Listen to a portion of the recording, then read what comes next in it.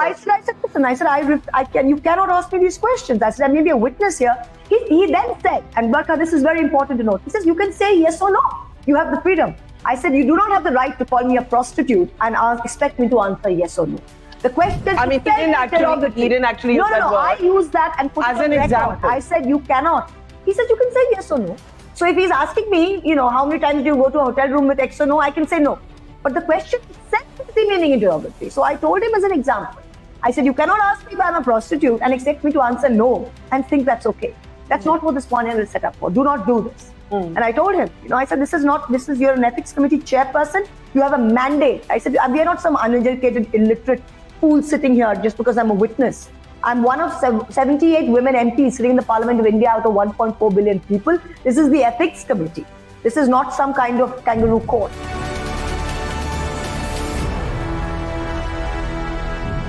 Mahua Moitra, you stormed out of the ethics panel before which you were appearing. That was investigating or meant to investigate whether you had received favors to ask questions in Parliament, alleging that the questions asked were quote unquote filthy and sordid and misogynistic. What actually happened? Thanks, Barkha, for coming over and speaking to me. It wasn't just I who stormed out. If you remember what happened yesterday, and there's live footage of it, there were 10 members present in the committee, plus the chairman. 5 of those members, that means 50% of the committee that were present yesterday, walked out in protest and boycotted. I didn't even speak to the media. As soon as we came out, it was the other members. It was the JDU, the Congress, the CPIM, BSP. There were other members. And never before, I've been a part of committees. Never before, when you come out of a committee, and we often boycott committees or walk out, that happens. But nobody comes out and addresses the press directly because there is something, Rule 275, which prohibits you from discussing what happened in the committee. But yesterday was such a blatant transgression of everything that committees stand for, that everybody came out because they said, we're not going to be part of this Vastraharan. They're not my party, the other 5. And I said after a point that, I was there as part of a witness today to give a hearing. This is not a criminal investigation. A parliamentary ethics panel has no right to conduct a criminal investigation. There's no criminality in this. It was to investigate, to the fact-finding mission to investigate. I have gone there at the hearing. What are the 2 issues? The NIC login, and the second is the alleged gifts for favors and questions. So the committee's mandate is to ask about that, and everyone is to ask me questions. What happens yesterday is we go in and tell me how long or short you want to keep this. Long. We want to know what happened. I hope your viewers have as much patience. I'm sure they do, because you've used a very strong word. You said Cheer Haran, Vastra Haran. Absolutely. And we want to know why you felt that. Because I went in. So first, I think the other members spoke first between 11 to 12. They called me in about 12:30. First, they were naughty. The chairperson had come in, the chairman. Let me repeat, it was only the chairman who did this, because the other members, be it the opposition or from the BJP, did not even open their mouths. Nobody could get a chance to ask a question. I gave my statement, and then the chairman was first not allowing me to give my statement. So the other members, the opposition members, said that the complainants were allowed to give their statements before the question, so I should be asked to. So I gave my statement first, and all of it is transcribed, please note, which they haven't even given me a copy yet. I'm going to ask for it. It's all transcribed, so there's nothing secret. Then the chairman comes with a 10 or 12-page written set of questions that somebody has obviously given to him. The chairman is incapable of saying his name himself, right? He's just reading out from that. And he's asking questions like, if a foreign national were to violate the Official Secrets Act, do you think it is right or wrong? So I said, well, the government has laws. If a foreign national is to violate the official, what has that got to do with this investigation? I mean, what are you even referring to? If Darshan Hiranandani is not a foreign citizen, A. B, where is the official secrets in this? So, what are you going around for? So anyway, this went on for a while, and he was asking all these questions, and everyone kept asking him, why are you asking this question? What is the relevance? But because he wasn't using his own head and his own brains to figure out the question, he didn't have an answer, because he kept looking at the paper. So at one point, when he said, "Hasi mat," and I said, "I'm hasne, I'm khasre," because I was coughing. I was not laughing, right? Then he says, it was like a farce. Then he says, he's got the questions written down. So suppose the first question is a yes/no answer. If I answer yes to the first one, only then can you say yes, no, 3, 4. Suppose the first question is, did you go to Connaught Place? Yeah. And you answer yes. then I can ask you, did you eat at Wenger's or did you eat at, Sure. Nizam's? But if your answer is no, I can't ask you, did you eat at Wenger's? So for him, he's asking me a question. If I'm saying no, he's still asking because he's got that written down. Then it got to a point after about an hour, and he let nobody else speak. In fact, Danish Ali and Ghazali ji said that this can't go on. We've been here for 4 hours. We're not here as a circus. We also want to write questions. He said, please put it to a vote whether they should continue. Now, in a vote, it again became 5-5. He as chairperson cast his vote, so it became 6-5 because they have the numbers. So he proceeded to continue with this lineup. So I protested. I said, I may be a witness, but I have a right to register protest. You can ask me anything about the inquiry. You can't ask ridiculous questions. Then he asked, how dear a friend is XYZ? How dear a friend is so-and-so? I said, dear is an English word. It used to mean close or whatever. He says, no, you said dear. Just want to know, does his wife, and he mentions the wife's name, which is mentioned nowhere, either in a complaint or he just mentions the wife's name. And then he says, does she know about how dear he is to you? And I said, how is that relevant to anything? And at that point, the opposition MP said, where is this going? What are we talking about? Then he goes, do you talk? Who do you talk to late at night on your phone? How many times do you talk? And can you give us the call details in the next 24 hours? I said, how is that relevant? Who I talk to at night? Where have you traveled in the last 5 years? Which hotel are you staying in and with whom? These are questions. And I said, I'm sorry. I said, this is ridiculous. I may be a witness here. This is an ethics committee. You cannot proceed. And everybody said you can't do it. Uttam Reddy said, look, what is the question here? The question is the NIC portal login. It's not an email password. It's a login which you can only do 2 things with. The NIC is not the key. The NIC portal of Lok Sabha is not the key to the nuclear code of India. Let's get this very straight. Number 1, all you can do is upload questions on it and do your travel reimbursements. That's it. There are 542 Lok Sabha MPs, 291 Rajya Sabha MPs. Between them, they have a total of maybe 4,000 people who have the login portal because nobody types their own question. I have already said up front, I have a rural constituency. In 2019, I asked Darshan, can you get someone in your office to type in the questions? Because when they give you the time to put in the questions, a very short window. So then what happened was, I said, this is and there are no rules. There are no NIC rules that we were informed about yesterday. No, I'm going to let you complete because I have a separate set of questions on the allegations. Okay. So let's get to the allegations separately. Let's finish what happened so what happened yesterday. So then what happened was, this continued. So then all the opposition members stood up and they said that this can't go on. This is nonsense. You cannot continue with this. And he kept on and on and on. And what did you say when he asked you these personal questions? I said, listen, you cannot ask me these questions. I said, I may be a witness here. He then said, and Barkha, this is very important to note. He says, you can say yes or no. You have the freedom. I said, you do not have the right to call me a prostitute and expect me to answer yes or no. The question. I mean, he didn't actually use that word. I used that and put it as an example. I said, you cannot. He said, you can say yes or no. So if he's asking me, how many times do you go to a hotel room with X or no, I can say no. But the question itself is remaining interrogatory. So I told him as an example. I said, you cannot ask me if I'm a prostitute and expect me to answer no and think that's okay. That's not what this panel is set up for. Do not do this. And I told him, I said, you're an ethics committee chairperson. You have a mandate. I said, we are not some uneducated, illiterate fool sitting here just because I'm a witness. I'm one of 78 women MPs sitting in the Parliament of India out of 1.4 billion people. This is the ethics committee.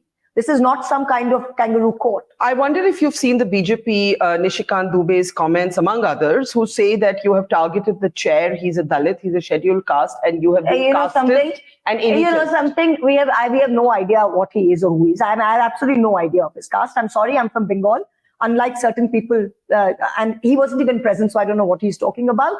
We are from Bengal. We don't even go on caste, frankly speaking, So I don't even know, frankly, what caste the chairperson was. So do you feel that they were judging, that instead of discussing the allegations, they were judging you for your personal life, real or imagined? The entire thing was, if you look at the setup, day one, what do? Leak personal mock photographs of me. Right? Cropping out people with me with a cigar, me with this, me with that. They first put that out there, tweeted by the BJP handle. Number 1, that's everywhere. Then they put out this ridiculous allegation, which do you think if there was proof of 1 rupee of cash, they would have taken it to ethics committee, right? They would have put me in jail. You know what the BJP is like. It's because we're speaking about Adani and Modi that their pants are on fire. It's the only reason. Let's get to the allegations. Yeah. So now, yesterday, then the opposition stood up And they said that, listen, we are not going to be part of this Vastraharan. Sorry, this is not an ethics committee. This is a complete joke, and we protested this. And they walked out, and I registered I said, I want to be put on record that I've answered whatever questions I could, and I'm willing to answer anything, but I take umbrage and register strong protest at this disrespectful, demeaning, unethical behavior by the chairman, which is asking me these cheap, sordid questions. And I will excuse myself. I said that and I walked out. Okay, let's get to the allegations themselves. The allegation is, and you have not denied part of it, you have said that Darshan Hiranandani was a friend, that he did have. You're okay? Yeah. Sorry. Darshan Hiranandani was a friend, that he did have access to your login and your password. And every time he or someone in his office would post a question, the OTP would come to you. Correct. So you were aware at each time of what was I had given the question. or what was being posted. But looking back, do you believe, because he said he made an error of judgment in an interview to Times Now, do you believe that it was an error of judgment to give out your, I'm not talking about the illegality, I'm talking about the conflict of interest, because Mr. Hiranandani had business interests that were in conflict with some of Gautam Adani's business interests. Do you believe, therefore, there was a conflict of interest in an error of judgment in giving out your password not in my case, and your email? No, not in my, I did not give out my email. Let us make a very clear distinction. Okay. There are two Sansad logins and password. One is for mahua.moitra@sansad.nic.in. Okay. Nobody has the login and password for that. So it's not like somebody can send an email on my behalf. Only I have that. It's on the Kavach platform. So let's get that out of the way. The only thing is the login ID and for the portal to upload questions. All I had asked for was typing, stenography assistance and typing out the questions. The questions are mine. He is a friend of mine with a large office with a lot of spare typing stenos. I have a remote constituency with Bengali speaking people where I don't put in a lot of English questions. And if you see, the national average is 191 questions. I've only asked 61 questions. The two myths that we have to bust, that the BJP is putting out, is that parliamentary questions are a great source of secret information. You can get squat out of parliamentary questions. There is nothing you can get in a parliamentary question that you can't get out of a 10 rupee RTI. Number one. That's one. There's nothing. Since 2005, anything you can ask in parliament is RTI. So nobody is going to pay anything more than 10 rupees to get a parliamentary question. Now, the second thing is a parliamentary question can be starred and unstarred. I've only got something like 3-star questions in the last 5 years.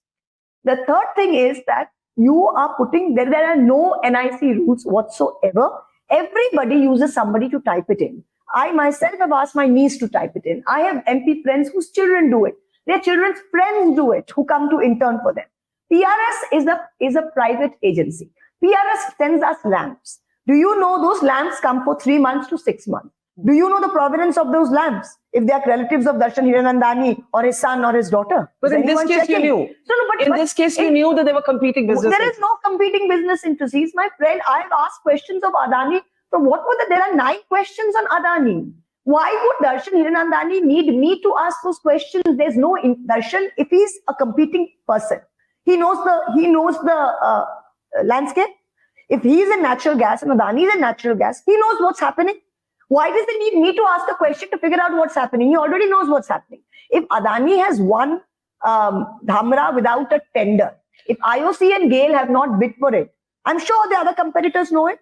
So where is the question of Darshan asking a question? But he's not front-facing those objections. The allegation is he's using you to front-face For what? For what? I have stood out against Adani because he's running the biggest con job with Modi on this country. What has Darshan got to do with it? Darshan has only got one. I mean, where is Adani? Where is Darshan? The allegation is that 47 times Darshan Hiranandani's office or himself, I don't know, accessed your password to post questions in Parliament. I am surprised it is only 47 times. It is 47 times since 2019. Please understand. Only his office has done my questions. I have very rarely done my questions. So you agree with this 47 number? There should be more. I'm surprised it's 47. I have 61 questions.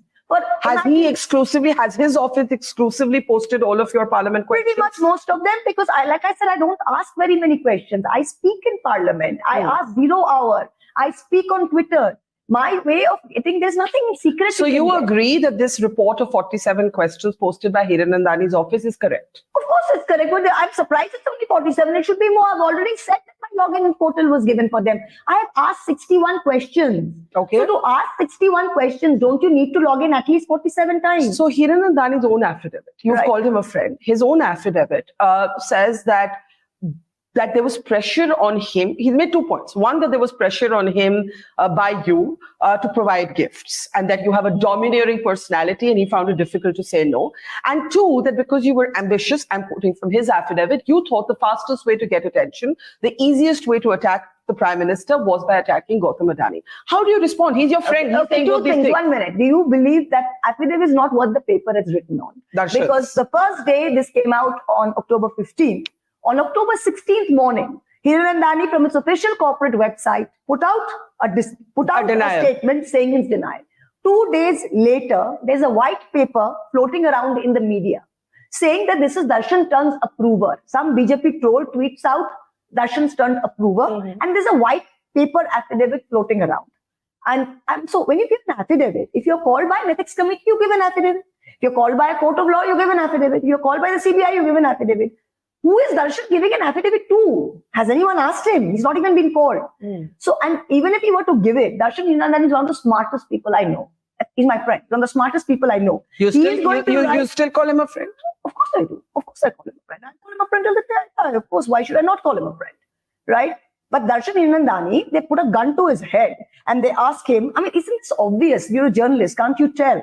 This is a smart man. Would he put out a white piece of paper and float it in the media? Right? Which is it. And then the next day it is notarized. It is notarized and put in. If you see the language of that, on one side you're saying Darshan is a competitor of Adani. And in the affidavit, it says, I have nothing to do with it. Mahua wanted to get famous and she was attacking Adani. If that were true, the both can't be true. Either he's a competitor and doesn't like Adani, or he's just a silent bystander and is helping me get famous. I am an opposition MP. What can I do? Were the questions your own, or were they based on information provided by him? All the questions are my own. I am within my rights as a parliamentarian to speak. I am trying to listen. When we're talking about Adani, without getting permit, had never run airports in his life.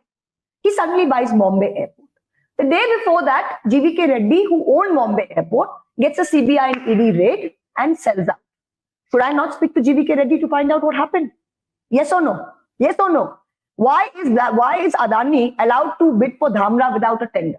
Why was IOCL and GAIL, which built Ennore at 1/10 the cost, doing an offtake agreement for 10 times the price with Adani? Yes or no? When I speak on the civil aviation bill, am I not going to speak to all the industry people? But should a competitor of Adani be involved in any way?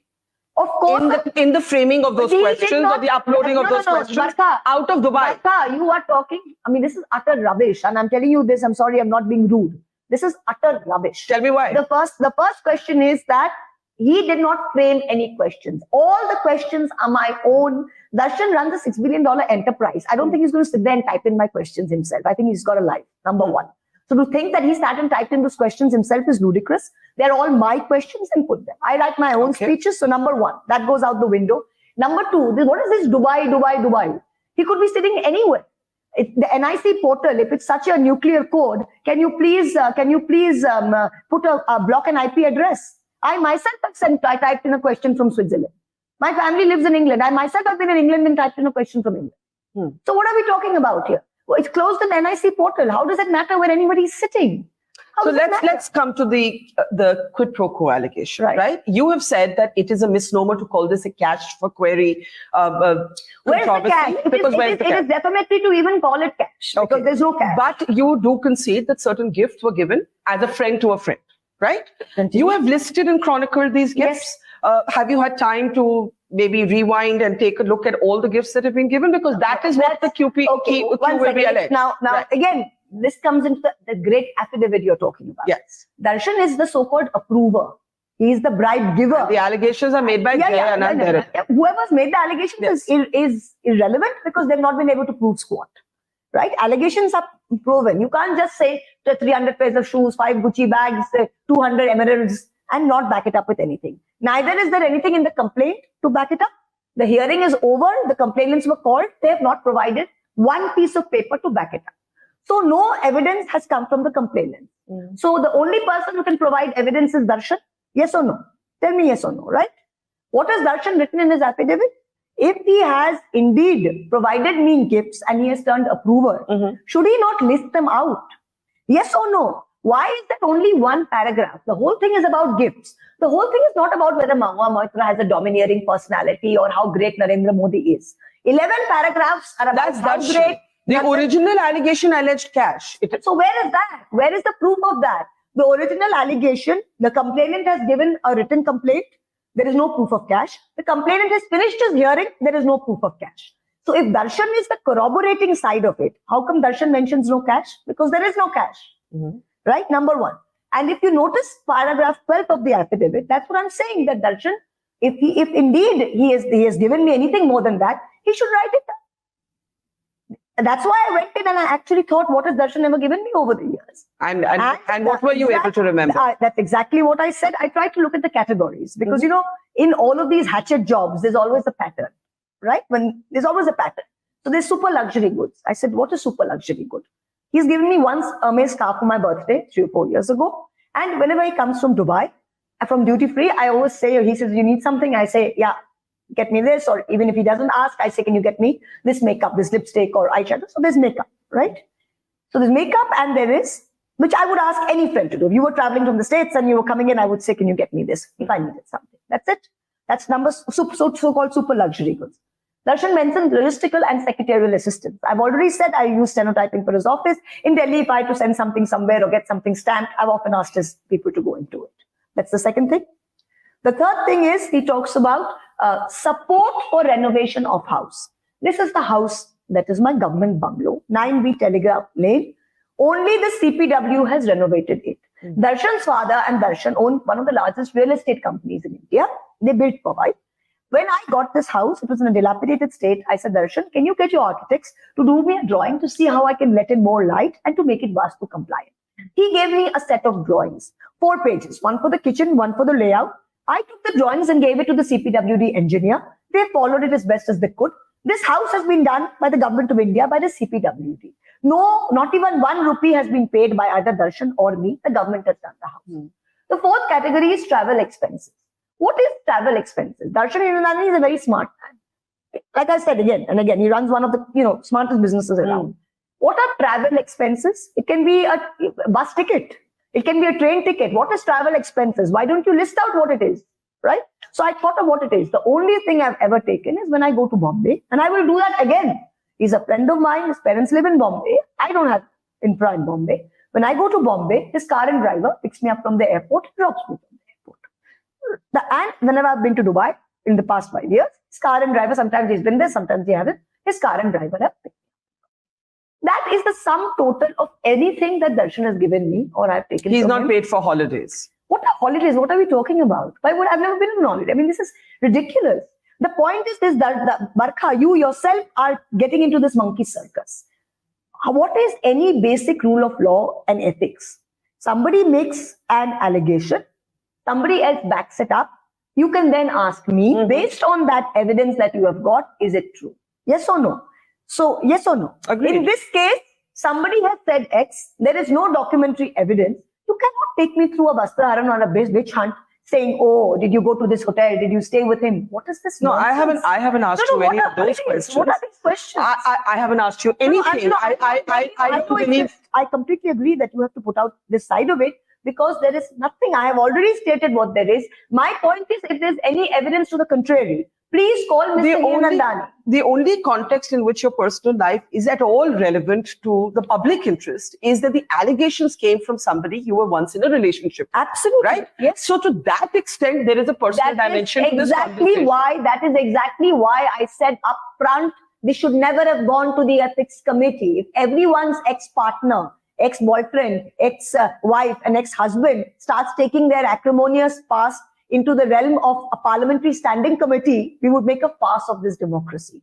They've given it to Nishikant. Nishikant, as we know, has this public feud with me. He's with the fake degrees, which is filed on his election affidavit, which I've taken up very vigorously, has a personal axe to grind against me. Out of 543 MPs, why would only Nishikant be given? Yes or no? Why would he give it to the speaker? And why would the speaker, when there are 18 to 20 in the privileges committee pending that nothing has come to, fast track this? I said this, Danish Ali said it in the meeting. He said, kutte ki ladai hai. Hum yahan pe baithe hue kutte ki ladai ladne. There is nothing truer than this. That one of 78 MPs in a country, in the greatest democracy in the world, is this farce is going on with media time and government time to decide over the fate of a personal pet and her makeup choices. I mean, what is this nonsense going on? It should never have gone to any committee. In some ways, you have also, instead of being defensive about, and this has been prior to this also, you walked into that ethics panel yesterday holding 3 bags. The media speculated whether you had carried your all my Bobby necklaces, Brown. Yeah. all my necklaces, shoes, Yes. and bags were part Yes. of it. Yes. What was in those 3 bags? Those are the 3 bags I carry all the time, actually. One is my Louis Vuitton, which has been The subject of much comment. discussion in this country. Yes. Like we don't have things to talk about.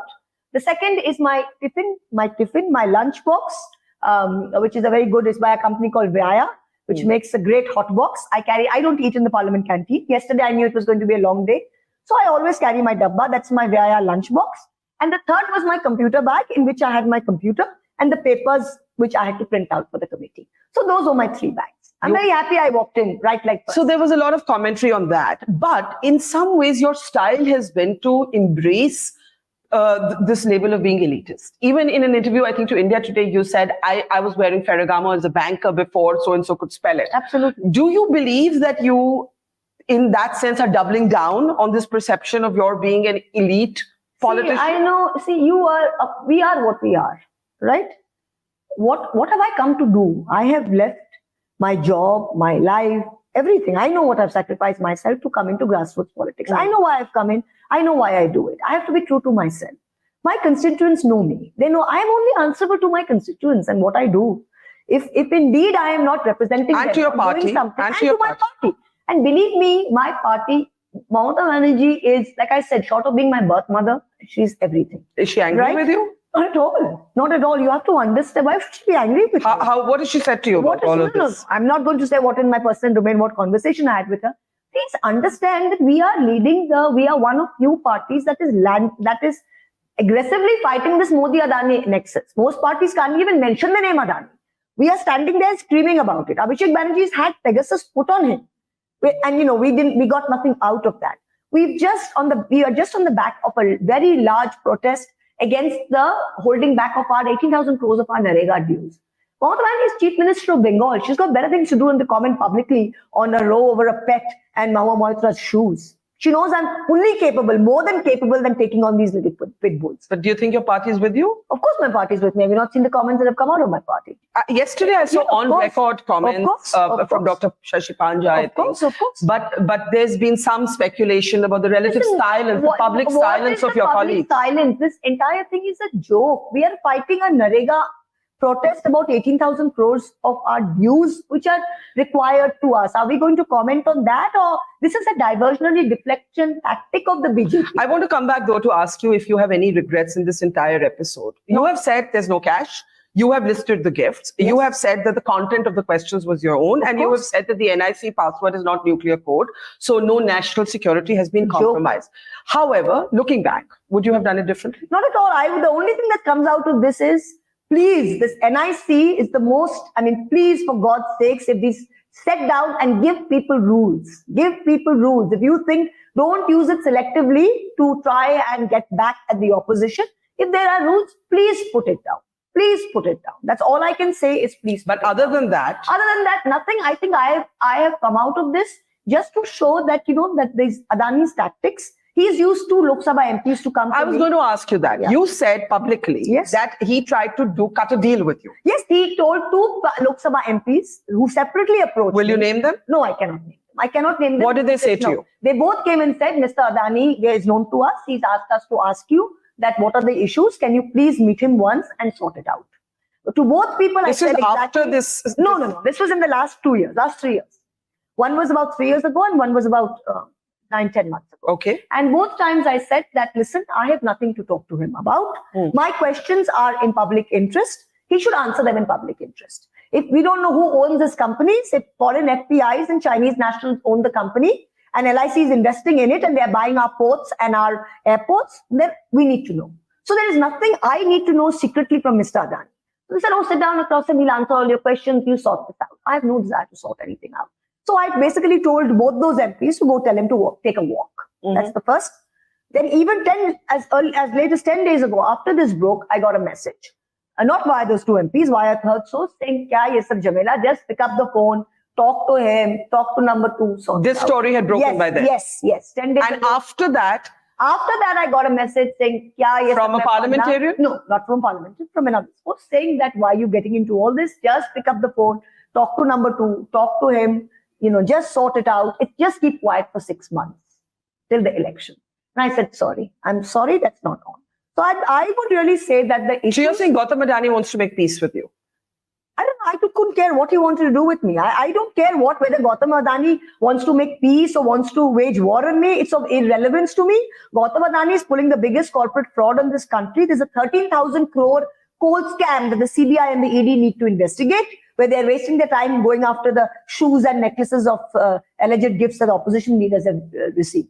And they're talking about national security when our phones are being hacked and when Pegasus has been used on journalists and on every opposition politician in this country and no inquiry has been done. And Adani is buying up every single port, every single infrastructure asset in this country. And you'd be able to, if needed, back up the claim that Adani has tried to reach out to you through 3 different sources. Oh, but what is backup in this, right? These are done through unofficial channels. Now, unless I name those MPs, which I don't want to do, he knows he's done it. I'm saying he's done it. That's it. I can sit across with him. If I had to sit across with him, I would prove it. So no regrets thus far? Nothing at all. I live my life without regrets. And I think for Indian politics, the time has come when we claim our space and stand by it. For too long, women in India, and especially women politicians, have expressed regret for who they are. I refuse to do that. I refuse. If it means walking alone, let the paradigm shift with me. I will not shift to their paradigm. Do you feel that you're being cast in a sort of Imelda Marcos kind of role? Let's talk about let's talk about her relationships. Let's make a judgment on her cigar photograph. All of this is happening. This is a typical cheap BJP misogynist politics. Thankfully, I come from a state where we don't even care about all this. We don't even care about all this. We come from an attitude ki korechi to bish korechi. Right? Do it openly. Yeah, we don't care about this. I know what I've left to come to this country and to do what I do. My constituents know this. I live in my constituency. I love my constituency and my people more than anything. This is my calling and I will follow it. I want to end where we started with the ethics committee. Now, the final word, from what I understand, you also registered your protest with the speaker. It's now up to the speaker what happens next, right? Would you like to appear before this committee again? You have asked for the right to cross-examine. To which they said no, by the way. Another very good important point. Yes. Darshan Hiranandani is an Indian citizen. Yes. Right? He is signed an affidavit in the High Commission of India. He's answerable to Indian Parliament. He's supposed to be bribing. His charge is even more serious than mine. He's bribing a public servant. Yes or no? That's the alleged crime. He's bribing. How could the committee not want to call him? Why is the committee not calling him? Because if they call him and they ask him for evidence, he can't give it because there isn't any. They just wanted to keep it in the realm of grey. They don't want black or white. They want to keep it in the realm of grey so they can use that affidavit to nail me. But that's not happening. Do you believe that they are looking to suspend you? They're welcome to suspend me. Of course, they're looking. That's their only idea is to suspend me. They're running this kangaroo court to suspend me because they have a majority in there. Let me tell you the process. The process is after a hearing is complete, and the hearing is not complete. If they think, because nobody That's why I asked you that. Nobody questioned me. Are you willing to appear before this ethics panel again? Not under this chairperson and with this line of questioning. No way. No way. I've told the speaker that I'm willing to be part of any fact-finding inquiry and tell them I have nothing more to tell them anyway. I have nothing more to tell them. This is all I have, and that's all there is. If you've got anything more, you can cross-examine. But you can't sit there and ask me questions of, what I eat and how many times I go to the bathroom. Sorry, that's not relevant. Okay? Number one. So that's the first thing. I'm willing to be, and I've already said I'll put on an affidavit, whatever I have. There's nothing more to it than that. I made it very clear. There's no great secret. There's no crime I've committed. So that there's nothing wrong with that. And if they've decided they want to suspend me on the basis of this unfinished hearing, which is not finished, if they want to give a recommendation to suspension to the speaker can take the recommendation. He can't suspend on his own. On the first day of the winter session, he can place it before the House The BJP have 303 MPs. They can vote to suspend me for that session alone. If that's it, that's it. As you came out of that ethics panel yesterday, there was a reporter who asked you whether you'd been crying. Yeah. And you did this and you said... Yeah, because it's again typical of the male misogyny. I was not crying. His first thing was, oh, you're so weak. Look, you're crying. I said, no, I'm not crying. How dare you think I'm crying? How would you describe, what adjective would you use to describe your state of mind right now? I was thinking, I was really angry, and I was thinking that they are not going to get away with this. I just wanted everyone to know, and this country to know, that what kind of destruction of institutions the BJP has done, where they send a chairperson in with a written set of prejudice questions to just sit there and do a Vastra Haran of me. And there's not one thing you would have done differently. Not one thing. It's all on transcript. What is the problem? Mahua Nothing Moitra, I would have done. Thank you for talking to us. Thank you so much. It's great to see you here. Thank you for watching our work. If you haven't subscribed yet, don't forget to click the bell icon and subscribe to Mojo Story and support independent, robust journalism.